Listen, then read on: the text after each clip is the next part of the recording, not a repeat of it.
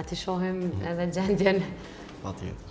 Këtu shikohen edhe infeksionet e mundshme. Po, këtu shikohen infeksionet, natyrisht shikohen pjesa e përparme dhe e pasme e syrit.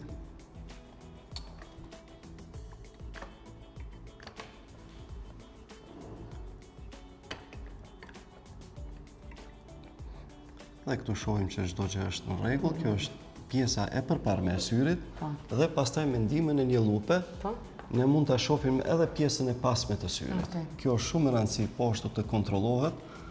Për shkak të smundjeve të heshtura kryesisht që mund ta dëmtojnë. Mund ta dëmtojnë për shembull nervin optik apo retinën, apo të njerëzit të cilët kanë miopi mund të kenë probleme në pjesët periferike të retinës. Mirë, tash shiko lart. Poshtë. Djaltas. E djalta jote. Majtas. Mirë shumë, edhe këtu është gjithçka. Kështu është një pacient i rregullt të klinikës gjermane. Po, kështu është një pacient i prap drejt spari.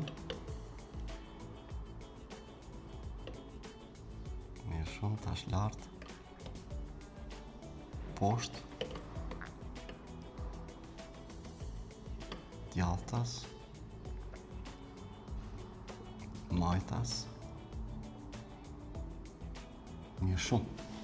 Normal që mirë, se jam paciente e disiplinuar. E ju marrë këshillat e mjekut. Kjo është një kontroll bazike, me cilën e shohim a ka pacienti probleme apo jo, dhe pastaj varësisht nga gjendja mund të udhëzojmë edhe për ekzaminime tjera.